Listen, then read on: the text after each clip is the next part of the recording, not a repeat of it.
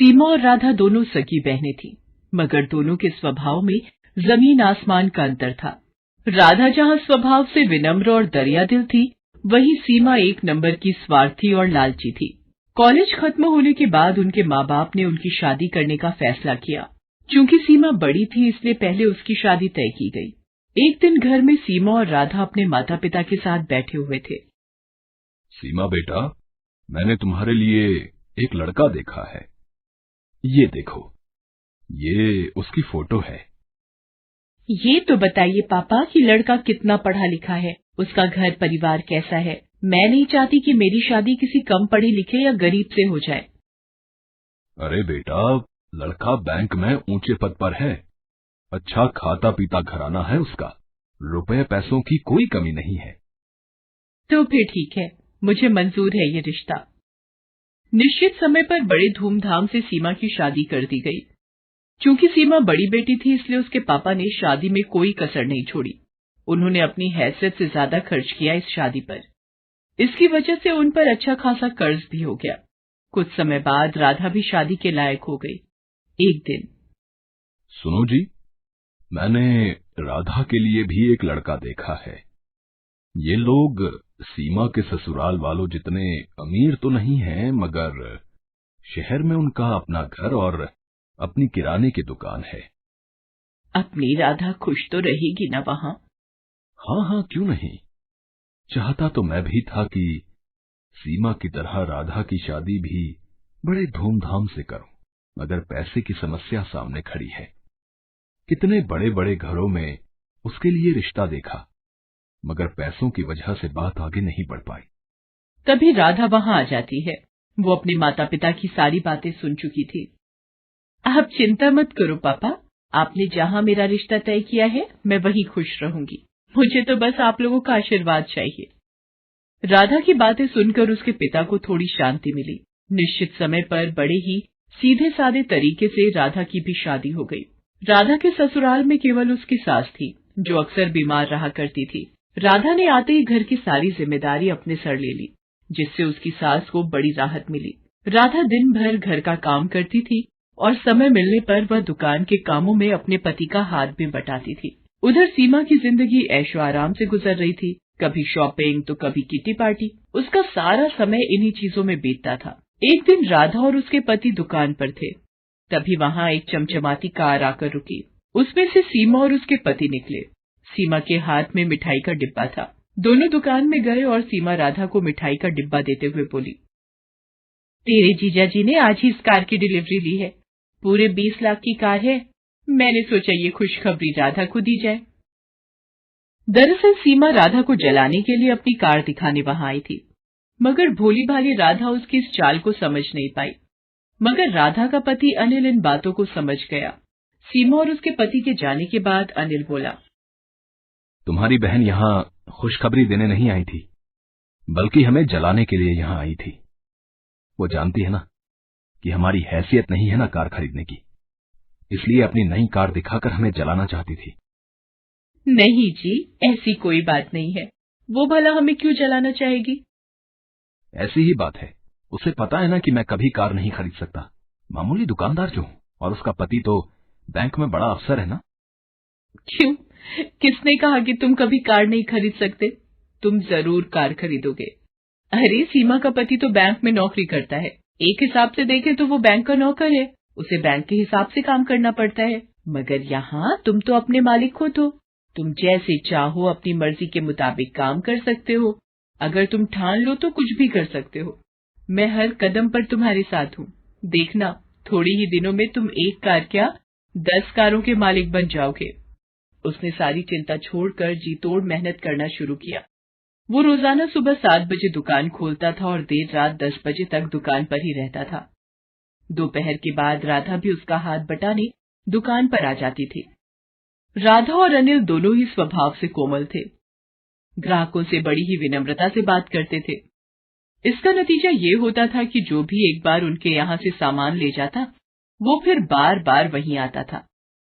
ग्राहकों को कम दाम में अच्छा माल देने के लिए राधा और अनिल ने एक शानदार योजना बनाई। वो दुकान का सामान शहर के व्यापारियों से न खरीदकर सीधे दिल्ली और मुंबई जैसे बड़े शहरों से मंगाने लगे। इससे ग्राहकों को भी अच्छा सामान मिल जाता था और दुकान में मुनाफा भी ज्यादा होता था।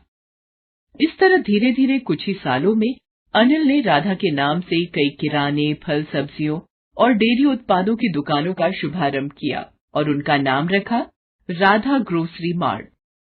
अब अनिल और राधा की शहर में कई ग्रोसरी दुकानें थीं।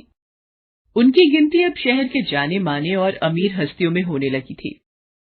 राधा की सास तो खुशी से फूली नहीं समाती थी। वो सबसे कहती थी, अरे मेरी बहू तो साक्षात लक्ष्मी का रूप है।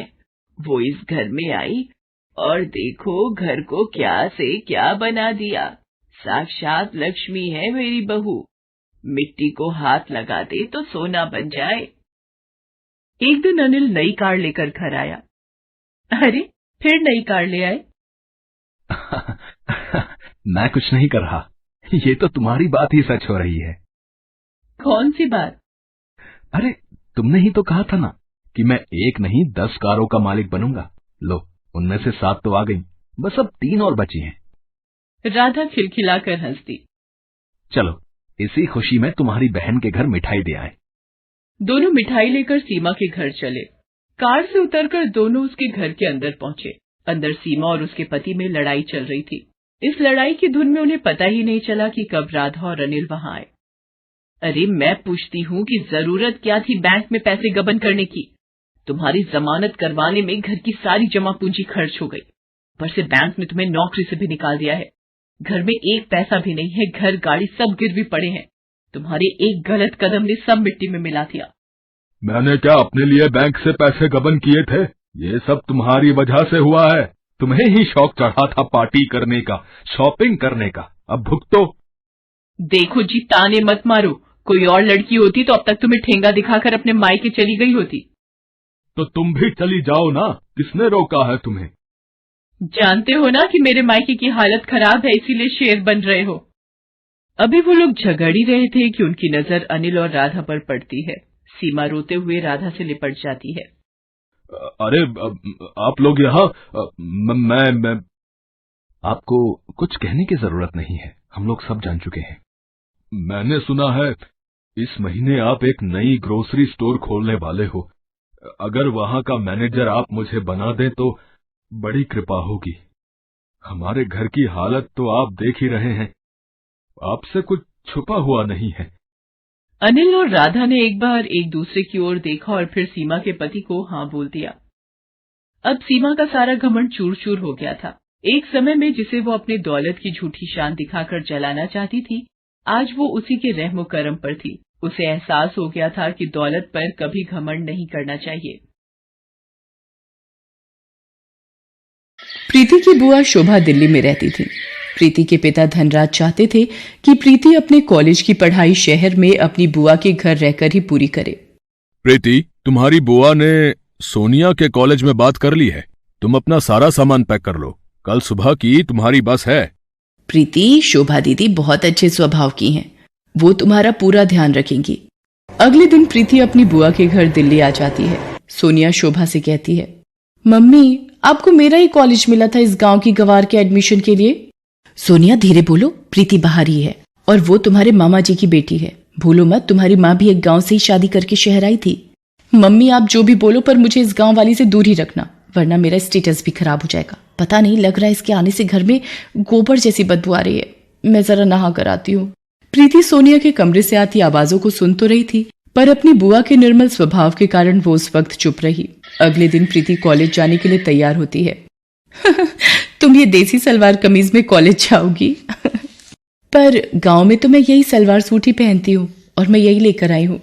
नहीं नहीं प्रीति, ये अच्छा है जो भी तुमने पहना है। सोनिया को तो फिजूल में मजाक करने की आदत है। वैसे मैंने ड्राइवर को बोल दिया है, तुम सोनिया के साथ ही कॉलेज चली जाओ। सोनिया, प्रीति का कॉलेज में पहला दिन है, इसका ख्याल रखना। सोनिया मुंह बनाती हुई गाड़ी में जाकर बैठ जाती है। प्रीति भी उसके साथ चुपचाप गाड़ी में बैठ जाती है। पूरे रास्ते प्रीति सोनिया से बात करने की कोशिश कर रही थी, पर सोनिया बार बार अपने मेकअप में और अपनी सेल्फी लेने में ही व्यस्त रही। सोनिया कॉलेज आने से थोड़ी देर पहले ही ड्राइवर को गाड़ी रोकने के लिए कहती है, ड्राइवर गाड़ी रोको, प्रीति गाड़ी से नीचे उतरो। पर सोनिया मैडम, आपका कॉलेज तो अभी थोड़ा आगे है। ड्राइवर, तुमसे जितना कहा जा रहा है उतना सुना करो। और प्रीति, तुम यहाँ से कॉलेज अकेले जाओगी पैदल। मैं नहीं चाहती कि मेरी फ्रेंड्स तुम जैसी गांव की गवार को मेरे साथ गाड़ी से उतरते हुए देखें। सोनिया प्रीति को गाड़ी से उतार देती है और गाड़ी आगे चली जाती है। प्रीति अकेली सड़क पर पैदल ही कॉलेज तक पहुंचती है। वो सोनिया के पास जाती है। सोनिया, सोनिया सुनो तो। सोनिया, वो सलवार कमीज वाली लड़की तुम्हें आवाज दे रही है। पायल, तू कैंटीन में मेरा वेट कर, मैं थोड़ी देर में आती हूँ। क्या बात है प्रीति, मैंने तुमसे कहा था मेरे से कॉलेज में दूर रहना, पर तुम सबके सामने इतनी तेज आवाज लगाकर क्यों बुला रही हो? सोनिया, मैं यहाँ पर किसी को भी नहीं जानती हूँ, इसीलिए तुम्हें बुला रही थी। क्या तुम मुझे सबसे मिलवा सकती हो? आज इसका सबसे मिलने का किस्सा ही खत्म कर देती हूँ। चला कैंटीन में, सबसे तेरी पहचान करवाती हूँ। सोनिया प्रीति को कॉलेज की कैंटीन में ले जाती है। फ्रेंड्स, इससे मिलिए, ये है गांव से आई हुई एक बहुत ही सुशील लड़की प्रीति। ये आप सबके साथ पहचान करने आई है। अच्छा, आओ प्रीति, हमारे साथ बैठो। प्रीति जैसे ही कुर्सी पर बैठने लगती है, सोनिया कुर्सी खींच लेती है। प्रीति जमीन पर गिर जाती है। ओह सॉरी प्रीति, मुझे लगा तुम दूसरी कुर्सी पर बैठने वाली हो। कोई बात नहीं प्रीति, तुम इस कुर्सी पर बैठ जाओ। बेचारी प्रीति को अपमानित करते सोनिया को जरा भी लज्जा नहीं आ रही थी। कॉलेज के सभी लड़के लड़कियां प्रीति पर हंसने लगते हैं। सोनिया प्रीति को रोजाना ही परेशान करती रहती थी। कॉलेज में ही सोनिया का एक दोस्त था मोहित, वो भी बहुत ही बिगड़ा हुआ लड़का था। एक दिन, सोनिया, आज शाम की पार्टी में क्लब आ रही हो ना? देखो कोई बहाना नहीं चलेगा, आज मेरा जन्मदिन है और तुम बिल्कुल मना नहीं कर सकती हो। हाँ मोहित, तुम मेरे बेस्ट फ्रेंड हो, मैं तुम्हारे जन्मदिन की पार्टी में जरूर आऊंगी। सोनिया मोहित की बर्थडे पार्टी में जाने के लिए तैयार होने लगती है। सोनिया, प्रीति को भी अपने साथ लेती जाओ। जब से वो शहर आई है एक बार भी कहीं घूमने नहीं गई और मैं तुम्हारा नो नहीं सुनूंगी। ओके मम्मी, पर इसे बोल देना अपने सलवार सूट में ना जाए, कोई जीन्स और कुर्ती पहन ले। प्रीति भी सोनिया के साथ क्लब की पार्टी में चली जाती है। सोनिया प्रीति को एक टेबल पर बिठाकर मोहित और उसके दोस्तों के बीच चली जाती है। Hello Sonia, thank you so much, तुम मेरी पार्टी में आ गई, मानो 4 चांद लग गए। आओ डीजे पे डांस करते हैं। सोनिया मोहित और उसके दोस्तों के साथ डीजे पर डांस में व्यस्त हो जाती है। प्रीति पानी लेने के लिए काउंटर पर जाती है। तभी, कितनी गोलियां डाली हैं ड्रिंक में? बेफिक्र रहो, इतनी गोलियां डाल दी हैं कि सोनिया को सुबह तक होश नहीं आएगा। ये लोग सोनिया के बारे में क्या बात कर रहे हैं? उसे क्या पिलाने वाले हैं? मुझे सोनिया को बताना ही होगा, ये जरूर सोनिया के साथ कुछ गलत करने वाले हैं। मोहित सोनिया के लिए ड्रिंक लेकर जाता है। प्रीति सोनिया से कहती है, सोनिया, इन्होंने इस पानी में कुछ मिलाया है, तुम इसे मत पीना। ये क्या बकवास कर रही हो? सोनिया, ये लड़की कौन है? कॉलेज में भी ये मेरे साथ चिपकने की कोशिश कर रही थी, मैंने इसे भाव नहीं दिया तो अब ये तुम्हें मेरे खिलाफ भड़का रही है। बिल्कुल गांव की गवार लड़की है ये। तुम इसे मेरे बर्थडे की पार्टी में ले आई हो और ये सारा मजा किरकिरा कर रही है। मेरे से बहुत बड़ी गलती हो गई जो मैं तुम्हें अपने साथ इस पार्टी में ले आई। अभी के अभी ऑटो करो और यहाँ से रफा दफा हो जाओ। इस पार्टी में मुझे तुम्हारी शक्ल ना दिख जाए। गार्ड, इस लड़की को गेट से बाहर कर दो। प्रीति को ना चाहते हुए भी क्लब से बाहर जाना पड़ता है, पर उसे सोनिया की चिंता हो रही थी और वो सोनिया के पास वापस जाने का तरीका ढूंढ रही थी। उधर मोहित सोनिया को नशे की गोलियां मिलाकर वो ड्रिंक पिला देता है। मोहित, मुझे चक्कर आ रहे हैं, सिर घूम रहा है। अब एक काम करते हैं ना, हम ऊपर रूम में चलते हैं। मोहित सोनिया को होटल के कमरे में ले जाता है और सोनिया के नशे में होने का फायदा उठाने लगता है। मोहित, छोड़ो मुझे, ये क्या कर रहे हो? बचाओ, बचाओ। क्यों? कॉलेज में तो बड़ा स्टाइल मारती रहती हो, अब शर्माने का नाटक क्यों? मैं ही तो हूँ तुम्हारा बेस्ट फ्रेंड, मुझसे क्या शर्माना। तभी दरवाजा पीटने की आवाज आने लगती है। सोनिया किसी तरह दरवाजा खोलने में कामयाब हो जाती है। प्रीति, तू? मैंने तो... सोनिया बेहोशी की हालत में थी। इतनी देर में शोभा भी होटल पहुंच जाती है। प्रीति ने शोभा को फोन कर दिया था और सारी बात बता दी थी। शोभा ने मैनेजर से फोन पर बात की और प्रीति को अंदर आने की इजाजत मिली। सर, इसी लड़के ने सोनिया को नशे वाला पानी पिलाया था। गार्ड, पकड़ लो इस लड़के को, हमारे होटल का नाम खराब करता है। तुझे तो मैं पुलिस के हवाले करूंगा। इंस्पेक्टर साहब, इस लड़के को यहां से ले जाइए। बड़े घर के बिगड़े साहबजादे हैं ये, जेल की हवा भी खानी जरूरी है। शोभा प्रीति के साथ सोनिया को घर ले आती है। अगली सुबह, प्रीति, मुझे माफ कर दो, मैंने हमेशा तुम्हारा अपमान किया।